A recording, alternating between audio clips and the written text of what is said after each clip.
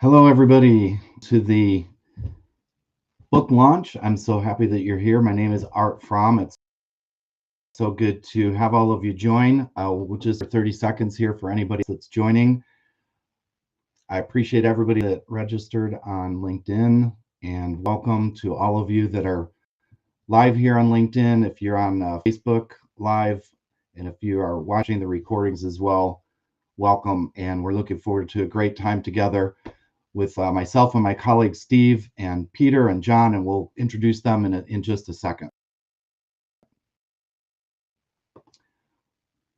All right. So offering 3 signed books for all of you that are live. We'll be doing a random drawing throughout the session. So I'll announce those as we go through. I do have the winners of the 3 free signed books, the complimentary signed books, from the registrants, and I'll announce those in just a minute as well.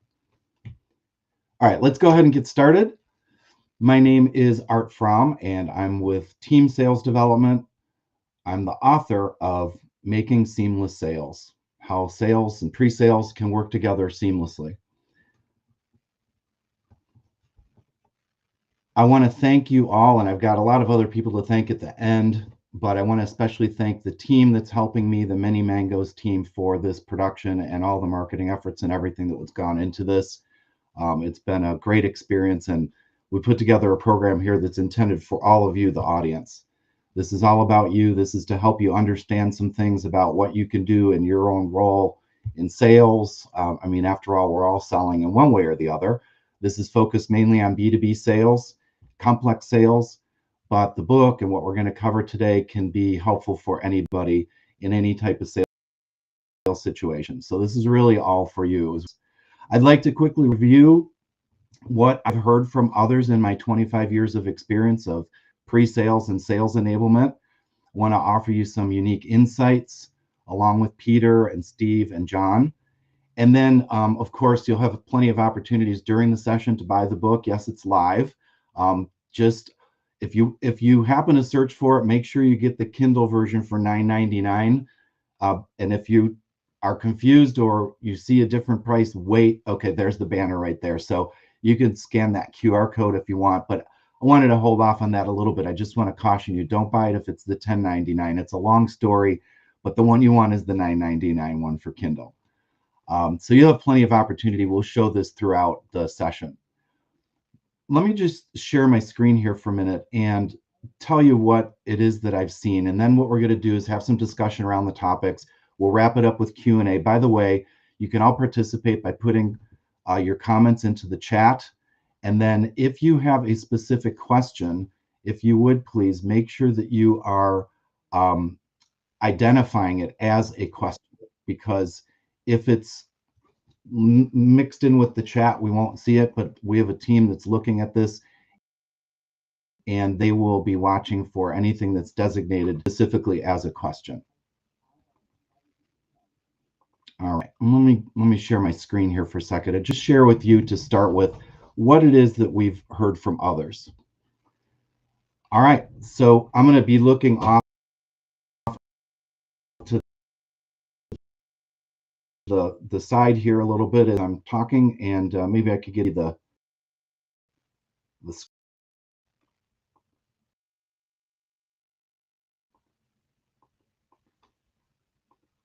all right, hold on.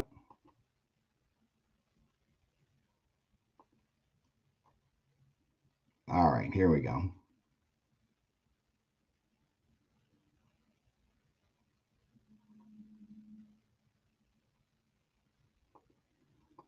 All right, one moment.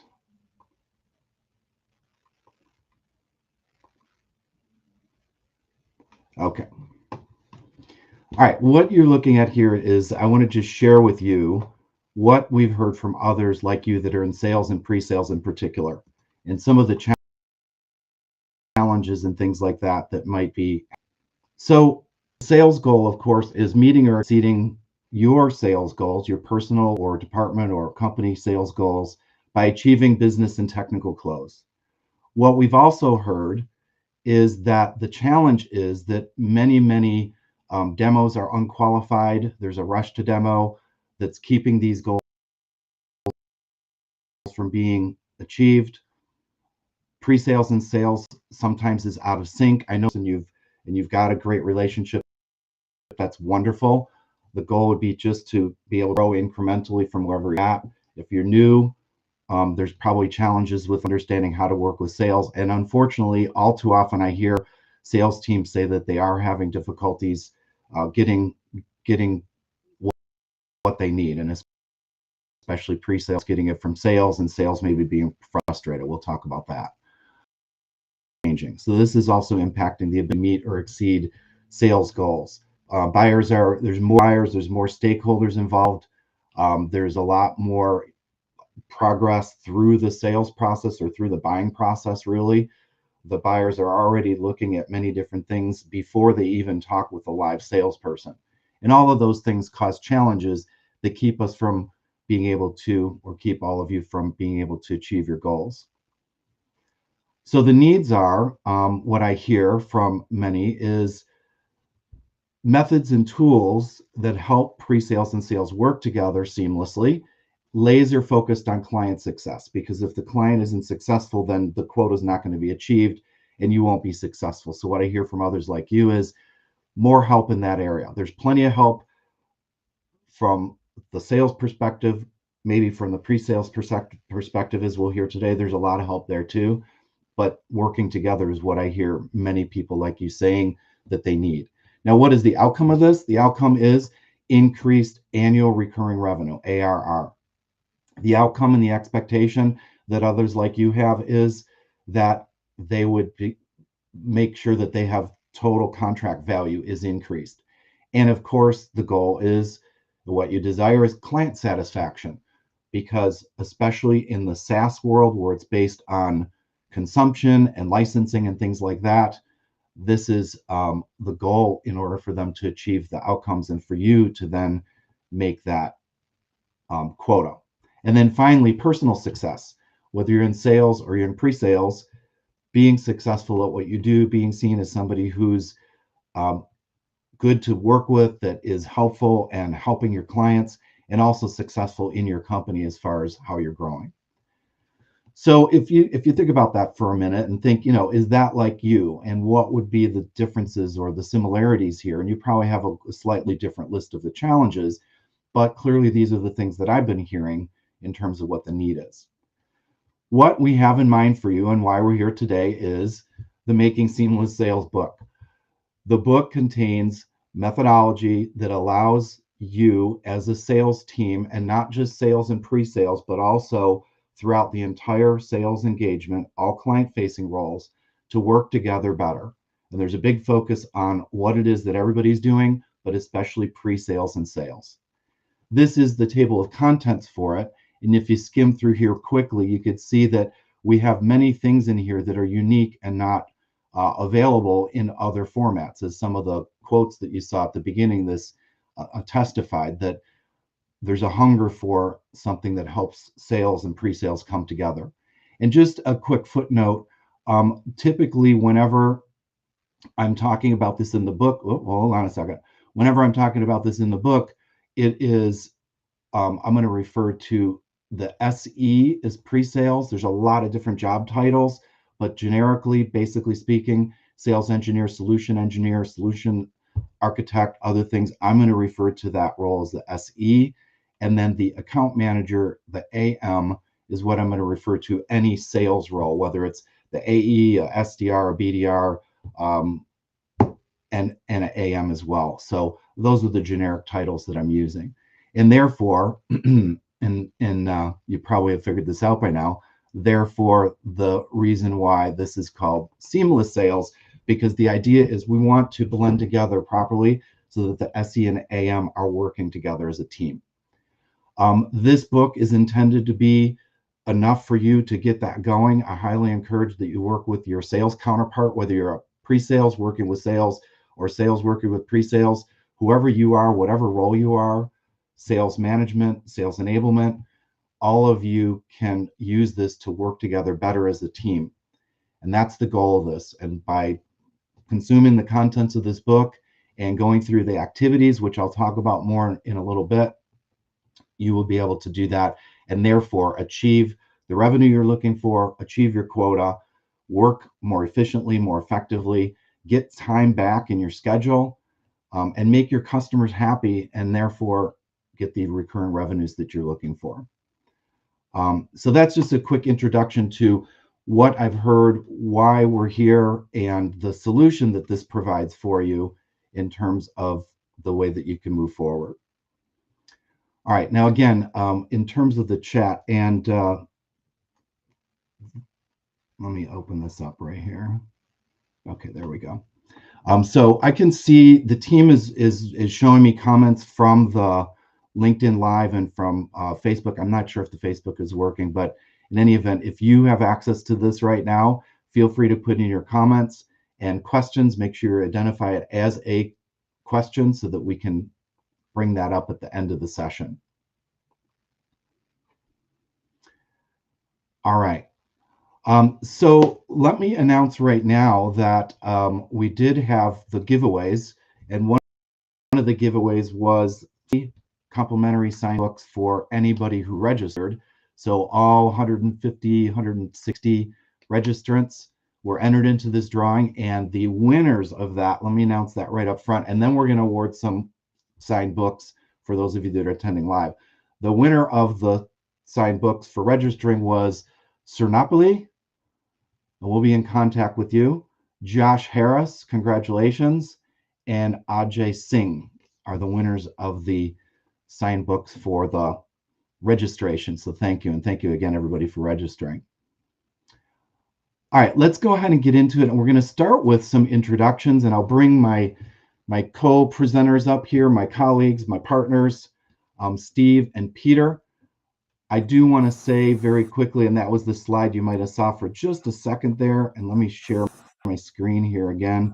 I did not, John Kerr sends his regards, but let me show you where he's at. Hold on, I'm just trying to close this chat. Okay, 1 second, and Steve is there, and then Peter Cohan is also coming up on here, but let me share with you real quick. So John Kerr actually traveling somewhere in the world. I won't disclose it for privacy reasons, but he's in a wonderful place. He was not able to join live, but Steve, Peter, and I met with John about 2 weeks ago, and we met about 2 weeks ago, and we recorded some video from John, which I'll share with you as we go through here. But this is what he said, and he said he is the internet speed of a dead sheep in a tiny 20 minutes at the time he sent a picture to me. So he said, John's regards. And we do have an introduction from John. Let me stop sharing. So let's go ahead and do the introductions here. Steve, do you want to introduce yourself briefly? And then Peter, then we'll hear the video. So I am John Kerr. I am the founder and author of a company called Mastering Technical Sales. You see a bunch of the books sitting here behind me, gosh, almost 20 years ago now, with a little bit of help from Peter, actually. I started up the company to cater solely to the needs, the professional skills needs of sales engineers all around the world. And it was born out of frustration because I was a former SE leader myself for many, many years, and I could never find anybody who would come in and train my people. Right? They would always have to sit in the back of the room and listen to sales training and get bored out of their skulls.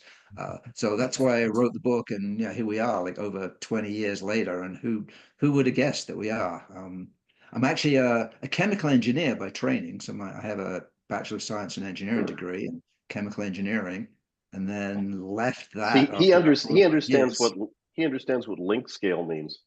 Yeah, I understand all kinds of things like that. So yeah, actually, I have a special T-shirt just for you, Art. So here we go. Here we go. Okay, I'm a sales engineer. What's your superpower? There you go.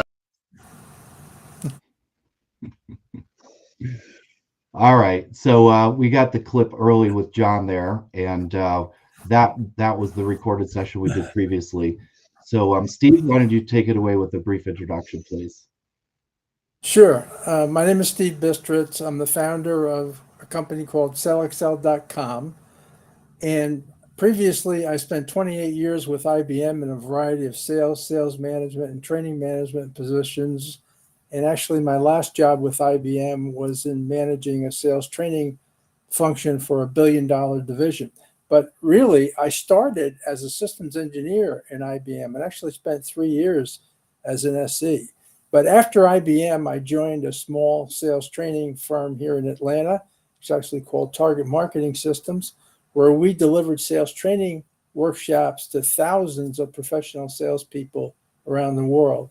And in 2002, I started my own company called sellexcel.com, focused mainly on selling to executives and on managing sales opportunities, doing a better job of managing and analyzing sales opportunities so that you get to the best qualified deal that you can as soon as you can. And I co-authored the book that you see in back of me called Selling to the C-Suite. I did that with a fellow by the name of Nick Reed, and it is in the second edition. It's published by McGraw-Hill. I got a real enthusiastic forward and endorsement from Neil Rackham. So pretty proud of that book. And it's really done well over the years. So thank you for allowing me to participate today. Happy to be with you. Absolutely. And the significance of Peter and John and Steve being here is that these are all partners of mine. So Steve and I have been working together for 20 years now, going back quite a long ways. When he first introduced me to SOS, which you'll see a lot more about in the book. Peter, if you could do your introduction, please. Nope, I think you're muted at the moment. Good. So have you ever seen a bad software demonstration or an insufficient discovery conversation? My purpose in life is to improve the world one demo and one discovery conversation at a time. And that's my intro. Nice and sweet. And Peter and I have been working together for since about late 2016, 2017. And that opening that I gave today was a great demo opening. So quick situation slide, a summary of the situation, and then a presentation of the end result, what it is that we're trying to do and the benefits that it gives. So I use both SOS and the great demo methodology in all of my things, and many of you have experienced this if you're clients of mine, when we've gone through the discovery process and then I present back what I heard, and we move quickly to figure out if there's something we could do together, and if we do, then we've got a head start on that at the beginning of it. By the way, John, I'll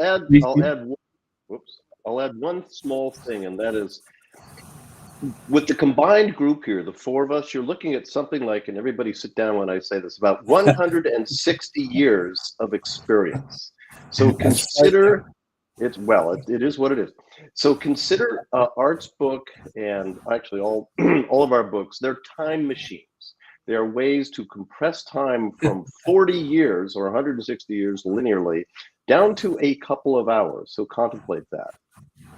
Yeah, excellent. And by the way, the material is not outdated because we are all actively selling, and this is all for modern sales.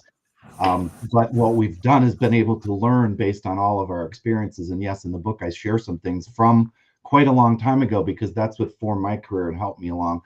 By the way, I've worked with John for about 12 years. So I'm a principal facilitator for John. I'm a great demo certified partner. Steve and I work together, and then I have a portfolio business. I won't bore you with this, but I started as a customer. I moved into sales and sales management roles when I got recruited by a software company that I was implementing. And then that moved me into sales enablement, where I've been doing that for about the past 25 years. And this is where I gleaned all of the information about what it is that the challenges are and what the opportunities are for us to work together better as a sales team, as a pre-sales and sales team. So with that, let me go ahead, and if the team is ready, I want to know if we have a name for the next drawing. I'll wait to see it come up on my screen here. So out of the participants that are live, Out of the participants that are live, I'm waiting for the team to give me the name of the random person to win the drawing. And Steve, I think I might be picking up a little background maybe from your mic if you want to mute in between, possibly. The other thing is, yeah, it might, I'm not sure. It might be coming from yours if you want to mute in between. I'm all right. So the name came up, and I'll tell you the name, but I'm going to tell you why we're going to pick another name. The name that came up is Lydia Vasileva. Thank you, Lydia. Lydia was one of the people that helped me with the editing of the book. So I will declare her ineligible because she's getting a signed book already. And therefore we're gonna pass on her. All right, now this one is also touchy, but let's go with it because she certainly deserves it, and this was not rehearsed, and this is totally random. Natasha, you win a book. Natasha Box. Natasha's one of our colleagues, but you know what? Fair is fair, and a random draw is a random draw. Lydia already was getting one. Natasha, you get one here as a participant. So congratulations. Natasha is actually a great demo facilitator in Europe. I'm going to think about that. Maybe I'm going to do 4 books today. Well, we'll think about that as we go through. All right. So with that in mind, let's get into some of the themes here. And what I wanted to do here is just a quick roundtable in the chat. If you can put your ideas, if you want to contribute to the conversation, please do that in the chat. If you have a question during this segment, make sure you identify it as a question. We could probably identify and address it at that point. The first thing we're going to talk about is the buyer focus. That was one of the things that I've seen and we've all seen that has not changed. Any of you that have been around for any length of time know that when we used to sell, it was oftentimes equipment, it was something tangible, it was maybe a piece of software and oftentimes on a CD. And when we sold it, we gave it to the customer in all good, intents, and the customers got it. And if they chose not to implement it, that was kind of up to them. But we got the sale, and then we could move on to another sale. Not on purpose, but that's just the way it was. And there was a term that we used to go around called shelfware. And shelfware was where companies bought stuff and it literally just stayed on the shelf and never got used. But the salesperson still got the sale. The technical salesperson still was able to do the technical part of the sale. And as a result of that, the customer got what they needed. That's way different now. With most of solutions now, it's license-based. All of you are probably experiencing that personally. I know I went from buying printer cartridges to now a subscription service for my ink for my printer. You see it with all of your streaming services. And in B2B sales, there's a lot of that too. Some companies are set up to do things by consumption where the customer or client only pays when they consume the item. So here's the reason why this is significant. The sale no longer ends at the sale now. It goes on, the ability to get revenue goes on beyond the sale. So our job in sales as leading to that is not just to close the deal, but I've coined a term called commit to consume. And the idea is we're getting the customer or client to commit that they will consume because that's when our revenue is generated. If I don't continue with the HP ink program, they don't get revenue from me. If you quit Netflix, they don't get revenue from you. So it's all about client satisfaction, and therefore the buyer focus is super, super important. And that has not always been the case because it hasn't needed to be such the focus as it is now. The other thing I'll add, and then we'll open up this for some discussion for Steve. Peter, I'm going to flip from John as well, but not yet. We'll hear from Steve first. But the other thing that's happening is buyers are getting involved much later in the process. Now, there's a bunch of numbers that are thrown around, but the reality is that buyers do stuff on their own. They're doing self-service. They prefer that. They actually want to kind of avoid sales. And I cover that deeply in the book in terms of, and John has a chart about the way that sales persons in general are not inherently trusted. It's just a fact. Whereas the sales engineer or pre-sales is inherently trusted. So buyers don't want to get involved with sales people if they can avoid it. They get involved late in the process. And that means other implications for the team, including what happened prior to get involved. And for any of you in B2B sales, I'm sure you're used to receiving and responding to RFPs and RFQs and things. That means you're late in the process. That buyer has already gone through and the customer has already gone through and figured a bunch of stuff out. And now they've issued you a list of requirements they're expecting you to quote on, but that means they've gone through a lot of their process. So let's just talk about this shift in the buyer process and the buyer focus. And Steve, maybe you can talk a little bit about that, especially how to understand who's in the buyer process. Right. Well, one of the things I think you have to do in any kind of sales opportunity is identify what I call the relevant executive for the sales opportunity. And I define the relevant executive as the executive who stands to gain the most or lose the most as a result of the outcome of the application or project that's associated with your sales opportunity. So salespeople really have to sit on the other side of the desk and view their sales opportunity from the client's perspective. What is the client trying to achieve? And which executive has their neck on the line for this particular project or application? Mm-hmm. Who is going to advance in the company, perhaps, if that application succeeds? So you really have to identify that relevant executive. And salespeople really need to start there as they look at any kind of sales opportunity they're pursuing in the client organization. Yes, and if you think about that for a moment, and again, all the things we're going to talk about are in the book, but we're also sharing some of this right now for all of you to take away and use, whether you're live or watching the recording. And one of the key things about the relevant executive, as opposed to an economic buyer or other types of labels, is that as the relevant executive, they have the most skin in the game. They are the ones that are going to influence others toward the decision that favors them.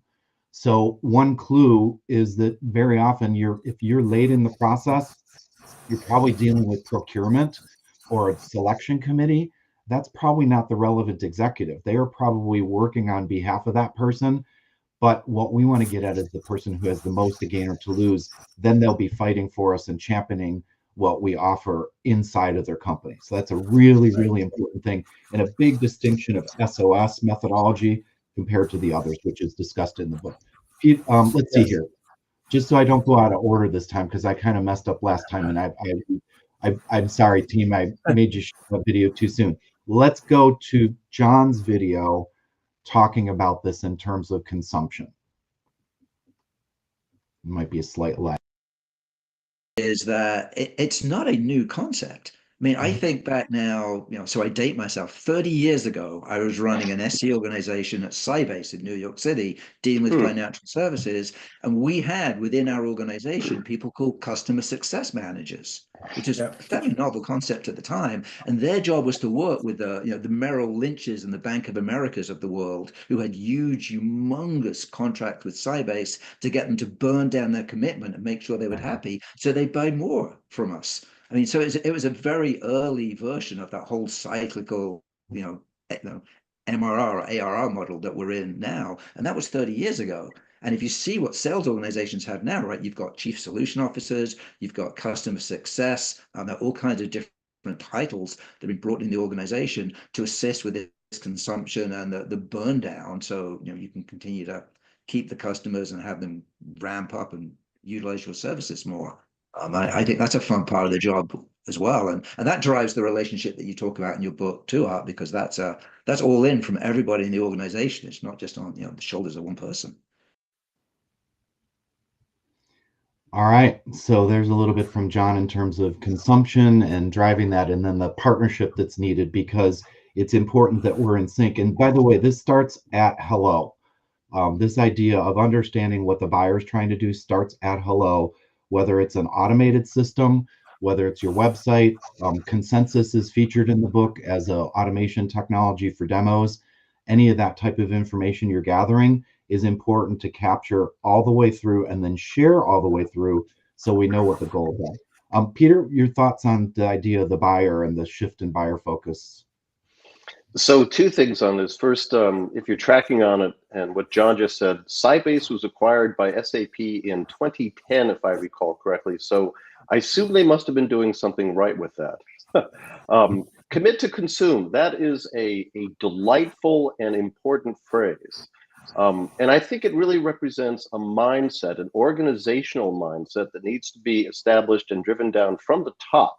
The chief revenue officers today know that by about year 3, the majority of their revenues come from renewals. So it's a pretty easy equation to follow, but it really requires a mindset, and a mindset is driven by compensation. So if you have, as the phrase is often offered, a coin-operated sales organization, it's only interested in getting the initial sale, you're at risk because you may land a lot of new license business, but if those companies or those customers churn, then what you're doing basically is pushing a bottleneck down your pipeline towards implementation and customer success. So the mindset needs to bridge across from pre-sales and sales to implementation to customer success. Think in terms of the lifetime of a customer as opposed to this particular individual sale. Hope that helps. Absolutely perfect. That's great. And to reinforce that, let's take a quick look at a diagram from the book. So I adapted this from Steve's material for SOS, which I deliver. Just changed some of the wording a little bit here, but the significance of this is that this is showing a typical buying process and a typical sales process. And one of the key things you could take away from this diagram immediately is that there needs to be some alignment.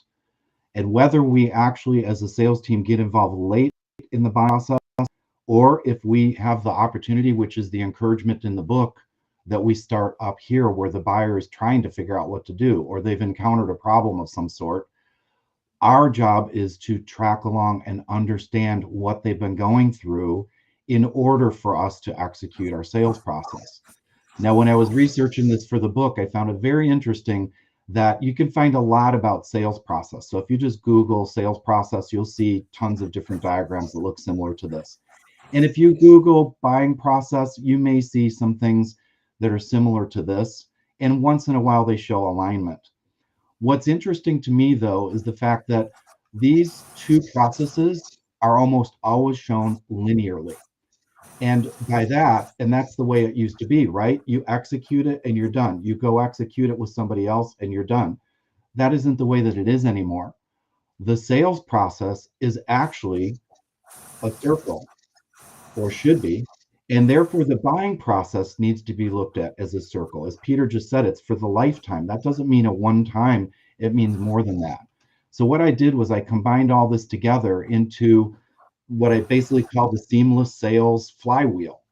And the idea here is that on the inside, we've got the buying process, which has been truncated to 3 major pieces, where they're looking for what they need to do, they're exploring the options and committing to move forward. And then the all important part here in the middle is implementation and measuring if they got the value out of it. And if they got the value, they will not only continue consuming, this is important, they're very likely to come back to you the next time they have a problem. So the thought process should be, and I think Francis Corden, who also provided a lot of input to the book and provided quotes, Francis said that the idea here is that we look at them as we own them for life. It's like we own them for life, whether we're doing a short-term relationship or long-term. If we have the mindset of that we help them for life, when I say own, I mean that we own the responsibility for the relationship. We help them for life. Now this flywheel can continue. And therefore, that's the sales processes that also continue here as we go. And it is indeed continuous all the way around. And our goal is to keep that flywheel going. So how do we do that? We do that with really, really good pre-sales and sales engagement, which is what the main focus of the book is. But then everybody who touches the buyer from hello through to renewal or consumption is also responsible for that flywheel to continue. And therefore, I've labeled this bigger process, a bigger context. And just a side note here, I delayed the release of the book by doing another 16 weeks of revisions to add this outer layer. And it's pervasive throughout the book, because pre-sales and sales was the main thing, but I couldn't talk about that without talking about what happens upstream and downstream. And then that got me into the idea of it's continuous, and that got me into the idea of the big context. So the context, and what I want everybody to take away from this is, no matter where you are in the sales process, or if you are a buyer per se, a customer, it's all about enabling a solution. That's really what it's about. There's a problem that somebody has that needs to be fixed, or a gain they want to achieve. We are providing as solution providers that enablement. We're enabling the solution for them. And it also requires account management. And both of these, by the way, may be an automated process. It might be a person. It may be multiple people in your company, depending on the size of it. It might be one person who's responsible for all of this. But I want you to, think about this and take this away. And by the way, I'll mention this again at the end, but in the book, we have a page. In the book, I referred to different activities. So in every chapter, there's activities, and I provide this complimentary workbook for you, that the fill in the blanks workbook that allows you to fill in based on what you're doing. So my encouragement, and again, Steve, I'm not sure if it's Steve or Peter, but if you could both maybe mute your mics, I'm definitely picking up some background on my end, at least. I'm not sure if everybody else is, but if you can mute, that would be awesome. Just a little background. So this is the activities that go with it, so that if you're in sales, you can do the activities with your pre-sales person. If you're in pre-sales, do it with sales. And the idea behind this is, it's not to do the theory of the book, it's to apply it to your real opportunities to help you drive them forward, and therefore to implement things like this that allow you to think about it. And now you could be much more unified as a team. So it's not just pre-sales and sales working together seamlessly, it's working together overall as a team seamlessly, and therefore your customer will feel more seamless of an effect. And if you're a buyer, if you're somebody who purchases solutions or responsible for that, think about how it's like when you're engaged with a company. We'll talk more about that in just a little bit. So that's the idea of the buyer focus. Yes, please. So I was going to offer a personal objective that I had when I was press ganged into sales a number of years ago, and that was to have each of my customers present success stories at our annual users meetings. That was my personal objective, because that was closing the loop for that first cycle of the flywheel, and then setting things up for the next round and the next. So there you go. Exactly, correct. And the other nice thing about that is we're focused on that end in mind, which is a great demo theme that Peter invented. Well, let's just put it this way. Peter implements that through the great demo by doing the last thing first. And one of the last things we want is customer success. So let's do that first, have that mindset with customer success stories in mind as we start. We do have a question from Natasha, our colleague, actually. Natasha says, wouldn't there be multiple buying processes within one company? The champion is further ahead than others. And that's absolutely true. It's a very complex situation, because for any given opportunity, you have multiple decision makers or stakeholders. We say stakeholder because there's some that are decision makers, there's influencers, there's owners, there's other types of roles they have. But in any given opportunity, there's going to be multiple stakeholders, and our job as a sales team is to find out who's who in the zoo, who matters, and in terms of what they're really trying to accomplish, the relevant executive, and who is helping them make that decision. So for an opportunity, definitely multiple stakeholders. For the next go around, it might be some of the same stakeholders, but they may have a different job function. They might have a different role in the decision process. And indeed, there's most likely additional people in there. One of my flagship companies that I've been working with since 2005, that Steve and I started training back in 2005, and I'm very thankful I still have them as a client today. They have one part of their business that's about a certain part of thing, and that's what their job was. It was about manufacturing a certain part of a solution. And then they decided that manufacturing isn't enough. They wanted to grow upstream into design and grow downstream into refurbishment of the stuff that they make. So they expanded, and that's when Steve and I got involved to help them become more consultative. And my point is, the decision makers that were in that initial relationship were way different than the decision makers for a design solution or for a refurbishment solution. So yes, it's multiple layers. This, you could think of this as a 3D model, and Peter has said, even suggesting it's sort of like a three-dimensional spiral that through time it morphs and all that. Therefore, we need methodology and tools to help us manage it, and that's where SOS comes into play. Jason All right. H had a great comment. He said, "Great vision with the flywheel. There's so many gears to go through, whether a bicycle or vehicle, etc." And it made me think of a bicycle cluster, the rear set of gears. And a wonderful thing is that as you proceed down those gears, you're actually increasing your velocity. What a delightful analogy. Thanks, Jason. Absolutely. So real quick here, let me offer another book if the team wants to put another random draw on the screen. And while they do that, I'm going to set us up for the next quick topic here, which all these topics are long topics. We're just going to hit the treetops, 70,000 foot view. And that's qualification and discovery. Now we all, and you could probably put in the chat even, what are the perils of bad discovery? Whether you're in sales, whether you're in pre-sales, the things that are bad discovery can lead to waste of time for us and for the client. It can lead to showing the wrong thing. It can lead to showing the thing too early. But Steve, why don't you start us out with a quick thought here about what is the idea behind qualification and discovery, and how SOS, which is featured in the book, helps with that. And I'll show one a of the diagram. things you have to look at Please. each. Okay, can you hear me? Yep. Yes, go ahead. For each sales opportunity, I say there are 3 compelling questions that a salesperson should be asking at multiple times in a sales campaign. The first question is there an opportunity here? What's changing in the client environment that's creating the need for our solution? And most salespeople never even look at that. They're looking at their quota.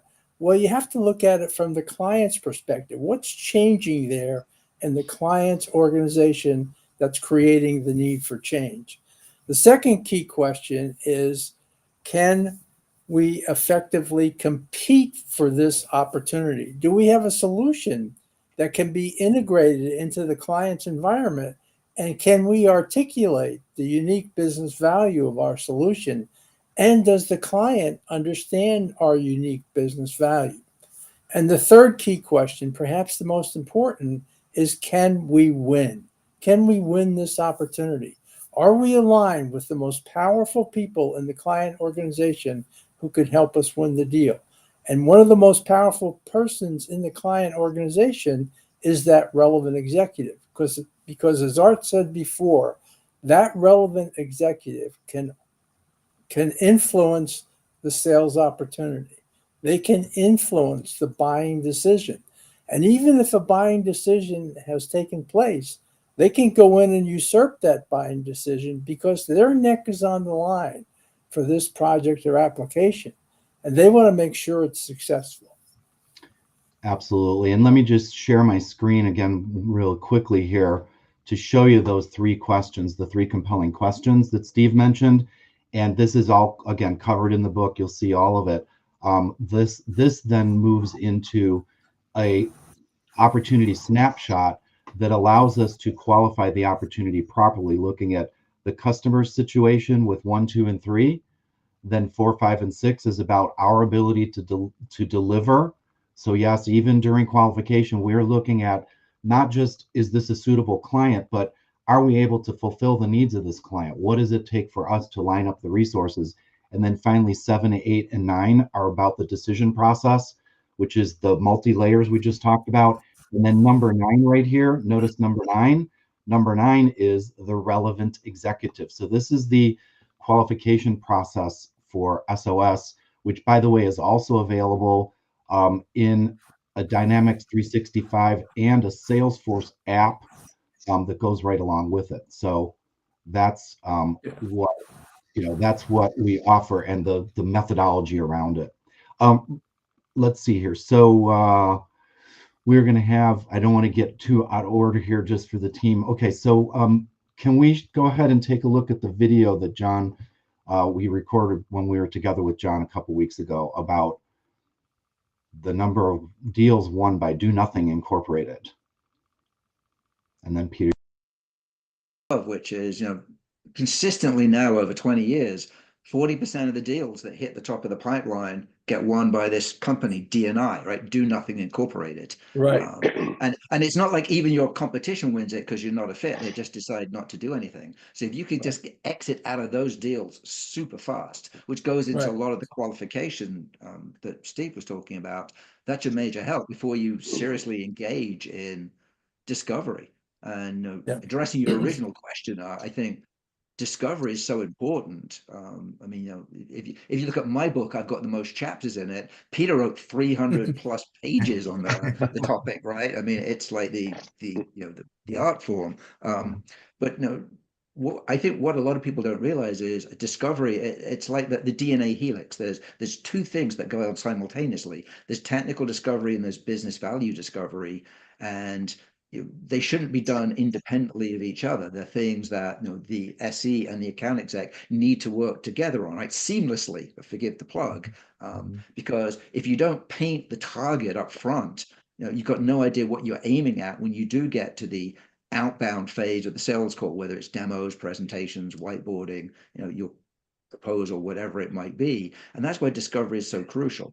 And it is the one source of friction that I do see time and time again that's put into the sales cycle, because every rep in the world wants to get from A to Z or Z as fast as they can, which means zipping through discovery, whereas every SE in the world always wants one more discovery call, right? And so there is that natural tension between those two aspects or behaviors that go into the sales cycle, and that's where the agreement needs to come into place. So at least from the customer's point of view, it is truly seamless and it doesn't seem artificial. All right, so Peter, what are your thoughts on discovery leading on from that? Well, doing discovery is the book I should have written first.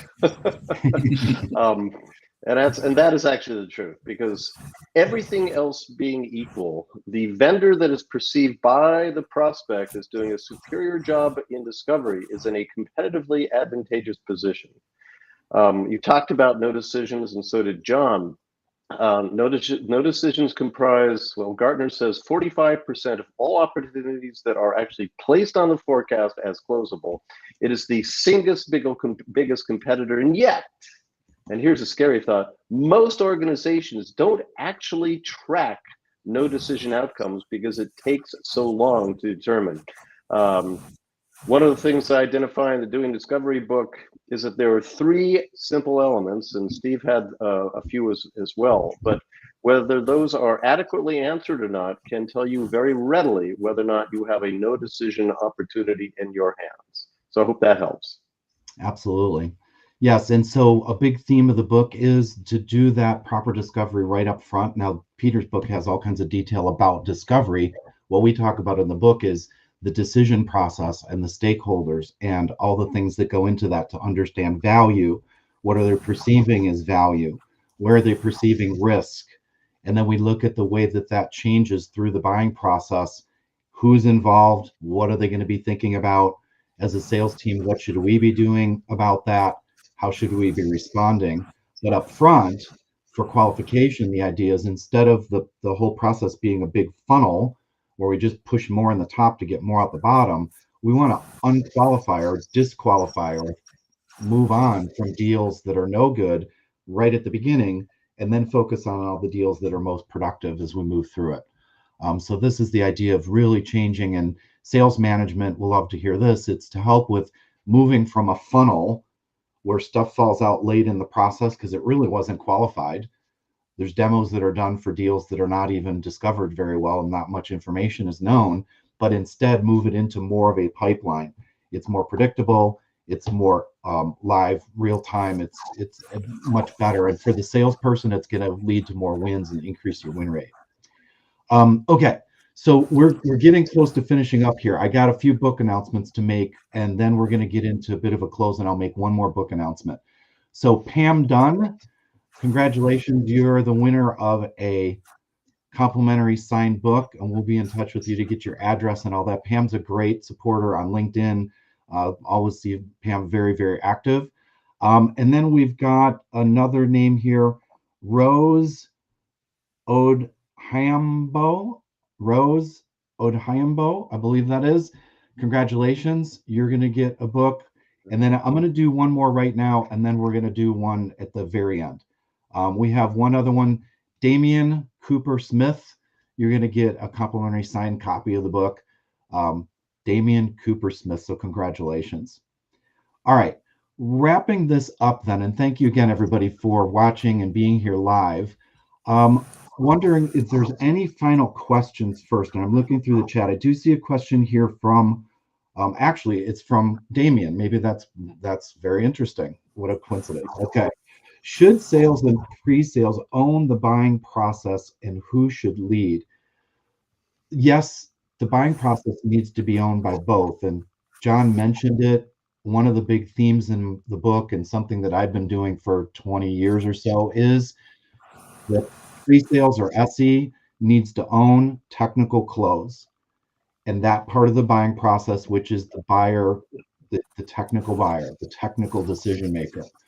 And the salesperson or AM should own the business close, which is working with the business decision makers. And as you can imagine, of course, our theme is we should be working together, but why should we work together as pre-sales and sales? Because the client or the buyer should be working together from hello all the way through selection and then implementation. There's a variety of people that come and go in the process. And some of that's business decision makers are very involved at the beginning and very involved at the end. They're not involved so much in the middle. Technical decision makers are very involved in the middle and not so much on either end. So we both need to own the buyer process together. How it's implemented at a given company is a function of your job titles, the number of people involved, but it needs to look seamless all the way across. So that for the buyer, they don't feel like they're working with 5 different people. They feel like it's a team that's cohesive and that knows what's going on. So I appreciate that. Was there any from the team? Was there any others? Well, there's this comment from Isaac. His last name is spelled incorrectly, but I'm gonna let that go. He says, "I'd love to know your number one favorite sales question from all 3 of you, and let's do that. Let's go around the horn." Yeah. I think real quick, because I want to wrap up with a couple things and show the website so everybody knows how to use it. So, Steve, you want to start? What's your favorite question? Yeah. Well, my favorite question is, can we win this deal? Are we aligned with the most powerful people in the client organization who can help us win? I mean, that's really what it comes down to. Yeah. Art, how about you? Mine is, what is the way that I can help you best? And the only way I can know that is to find out more about what you're trying to do. So, where are your big pains? Where's your gains? What are you trying to achieve? After a lot of research, of course, on them, I know about them to help me understand in advance. And Peter? One of my favorites is at the very end of a discovery conversation is to ask, is there anything I haven't asked that I'd be asking? What a delightful question. You can learn some wonderful things. There you go. Awesome. Excellent. Perfect. Isaac, all right, well, that was helpful. Let's go ahead and get wrapping this up then. So in terms of, again, the banners at the bottom of the screen there for you to be able to see not only how to order the book, please make sure you get the one that's $9.99 right now. The Kindle book is $9.99. If you're on a website that says that it's anything other than that, move off, because it's a long story, but Amazon has it posted twice Don't do the one for $10.99. There's no reason for you to do that. $9.99 is the best. Let me show you real quick here on the screen, and then we'll wrap it up with some final comments.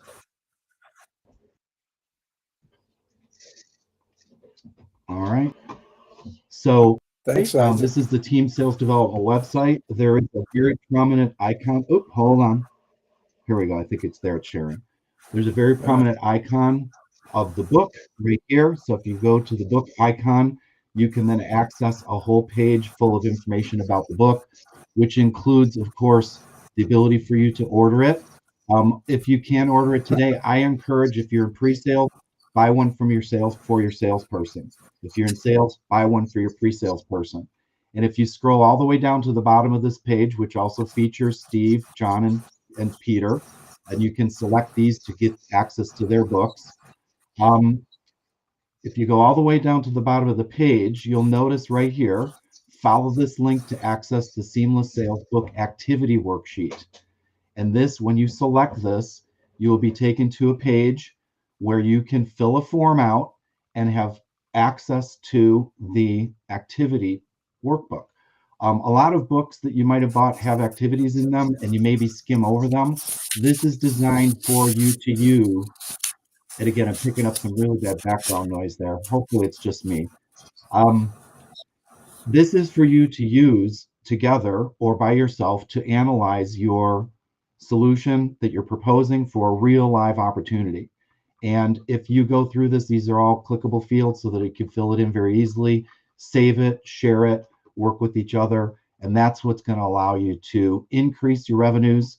It'll allow you to have a more seamless process, be more efficient, give you time back, help you be seen as successful, and allow you to, let me go back to the top of this, allow you to work together better of a team and have the clients that are successful in consuming so that you can achieve your goals. So let me stop sharing that momentarily here as we begin to wrap up, and I'll make an announcement for one more book.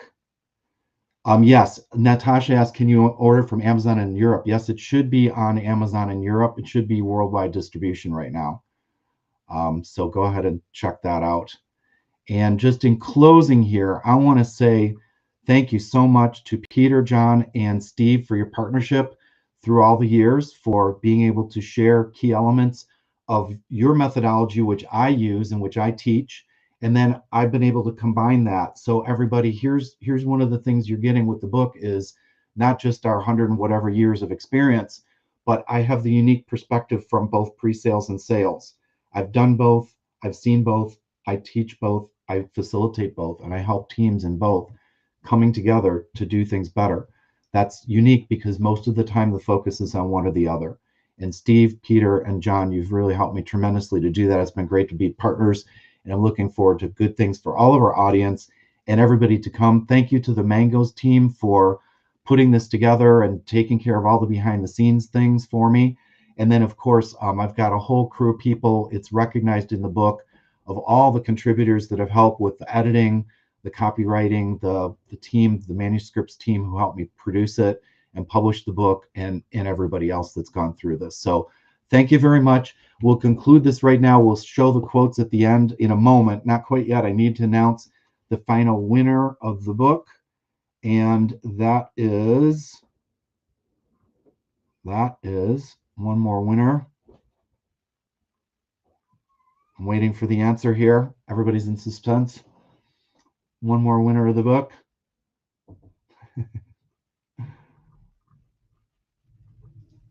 While you're bringing that up, is the book available in Europe? Four. Sorry, I'm calling an audible. Yes, it is. Yes, it is. All right. So we will pick. We know who was on this call, and we will pick from somebody that was on this call and award them the book as well. So thank you again, everybody. We're going to wrap it up for right now. Please enjoy. Let me know how you do with it. And if there's any way I can help, love to help you out. Saying goodbye for now.